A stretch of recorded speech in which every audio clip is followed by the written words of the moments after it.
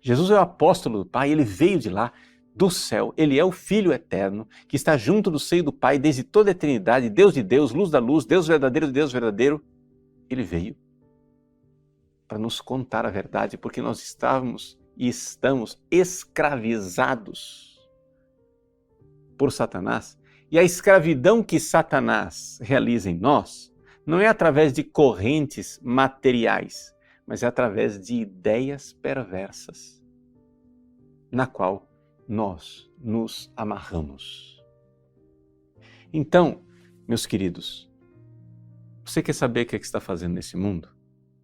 Você veio nesse mundo para amar e servir a Deus e com isso alcançar o reino dos céus, alcançar a felicidade eterna. E você quer saber como é que faz para chegar nessa felicidade eterna? A primeira coisa, esteja disposto a mudar de ideia. Esteja disposto a mudar de mentalidade. E esta é a tragédia que impede que muitos sejam salvos. Essa é a tragédia que impede que muitos alcancem o caminho da salvação, é a pessoa apegada às suas próprias ideias. Não é? Isso é uma estupidez. Tem um romance italiano chamado I Promessi Sposi, de Alessandro Manzoni. Né? São os noivos. Né? Conta a história de dois noivos que estão tentando se casar e um dos personagens é a dona Praxedes. Né? É uma senhora inculta, assim, bastante ignorante, mas bastante cabeçuda. Ela não muda de ideia. Então, com uma ironia finíssima, Alessandro Manzoni diz assim, que Dona Praxedes costumava fazer com as ideias aquilo que as pessoas... Perdão, Dona Praxedes fazia com as ideias aquilo que as pessoas costumam fazer com os amigos. Ou seja, o que é que você costuma fazer com os amigos? Você tem poucos amigos, mas é bem apegada a eles, né? Ela tinha poucas ideias, mas era bem apegada às ideias, né? Ne aveva poche, aveva poucas ideias, ma ne era affezionata assai, né? Era muito afeiçoada a essas ideias. Então tem gente que é assim, né? É um bobão que tem poucas ideias, mas está muito apegado às suas ideias. Ah, porque as ideias são minhas, então se são minhas eu gosto delas. Não, cara, muda. Muda. Jesus quer que você creia no que Ele está dizendo. Esteja disposto a mudar de ideias. As pessoas vão notar. Seja humilde. As pessoas vão, nossa, como você está diferente, você não pensava assim. Você vai ouvir isso, claro que vai ouvir isso. Nossa, olha como você está se comportando diferente, está se vestindo de modo diferente, está se comportando de modo diferente, está tendo atitudes diferentes. Nossa, eu conto uma piada aqui, você não ri mais. Né? Você antes sentava conosco na roda de cerveja, cadê você? Como você está diferente? Né? A gente passava vídeo pornográfico no grupinho de WhatsApp, você saiu do grupo, o que é isso? Você não gosta mais?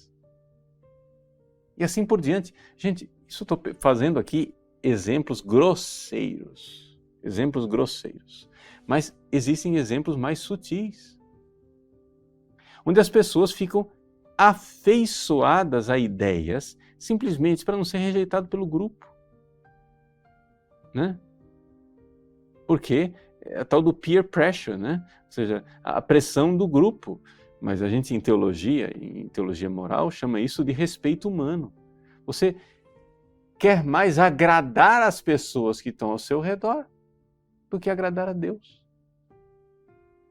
Sabe qual é a primeira obra que você tem que fazer para ser salvo? É estar disposto a crer. Crer é um assentimento do seu intelecto, né? Onde a vontade diz ao intelecto, creia. É Jesus quem está dizendo. Creia no que Ele está dizendo. E uma vez que você crê, a sua vida vai mudar. Mas você vai dizer assim, mas padre, mas crer em quê? Bom, a primeira coisa, crer no catecismo. Crer naquilo que a igreja sempre ensinou. Crer naquilo que creram todos os santos doutores. Esses dias, por exemplo, nós estamos aqui falando do discurso do pão da vida, Eucaristia, etc, etc.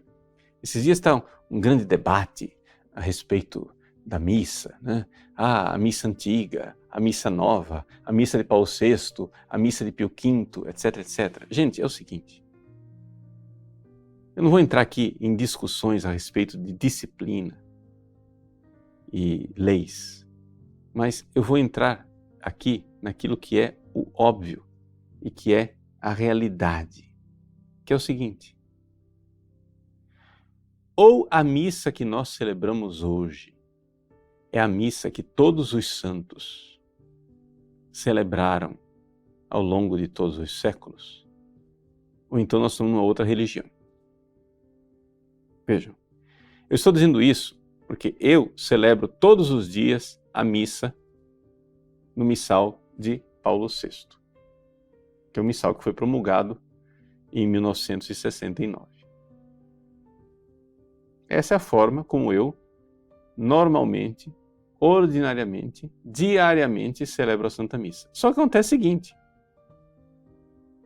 este missal e esta missa que eu estou celebrando só tem sentido se ela é a mesma missa e eu sei interiormente que eu estou celebrando a mesma verdade de um padre que está celebrando com outro missal de 1962, chamado Missal de Pio V. O que é que eu estou vendo que as pessoas estão fazendo? Na internet, está a guerra dos dois missais. As pessoas dizem assim: agora é o missal de Paulo VI, e quem celebrar Pio V, ou quem achar que Pio V é bom e o missal antigo é bom, é um herege. Escuta, você não vê que você está cortando o galho no qual você está sentado? Você não vê que é um absurdo isso que você está dizendo? Gente, o missal antigo, ele continua sendo sagrado. Qual vai ser a norma, a disciplina que vai regular o uso desse missal, como é que vai usar e deixar de usar? Eu não quero entrar nessa discussão. Não é o caso aqui, estou fazendo uma reflexão, uma homilia. Só que acontece o seguinte: o que eu quero que vocês entendam é que o jeito de a igreja celebrar ao longo dos séculos a Santa Missa é o jeito de a igreja transmitir para nós a única fé. Não tem dois credos, um credo pré-Vaticano II e um credo pós-Vaticano II. As pessoas ficam repetindo jargões assim, bobos. Você está falando isso, mas isso é uma mentalidade pré-conciliar. Ou você está dizendo isso é uma mentalidade pós-conciliar. Para nós católicos não tem pré-concílio e pós-concílio. Para nós católicos tem uma continuidade orgânica, que é necessário que você creia nisto. É necessário que nós saibamos. Eu conheço muitas pessoas boas e virtuosas, que celebram ou participam da missa com um missal chamado, apelidado de Pio V. Essas pessoas não são cismáticas. Essas pessoas amam a fé da igreja e a forma que a igreja transmitiu essa fé ao longo dos séculos.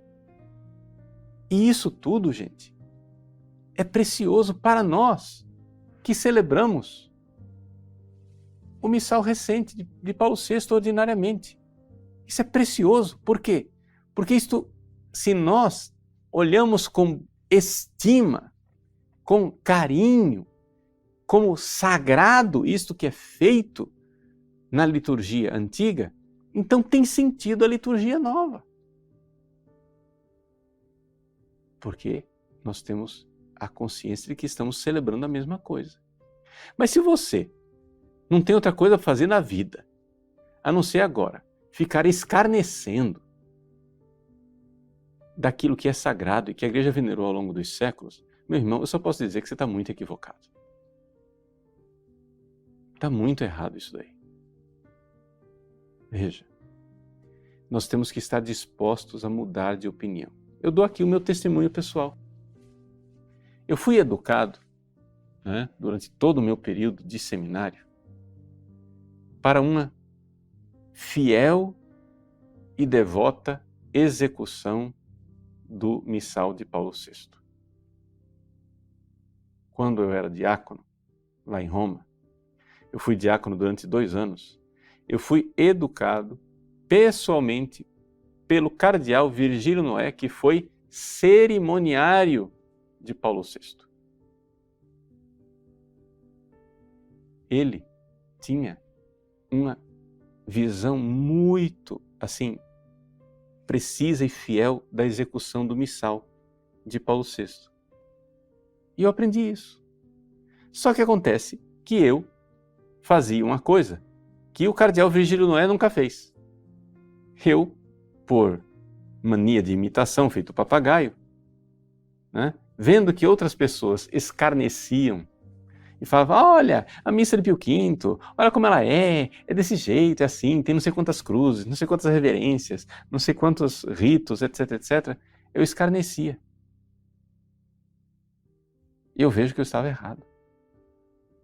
Porque eu estava escarnecendo de uma missa que é muito santa, muito sagrada, e que é a missa que os santos doutores da igreja celebraram.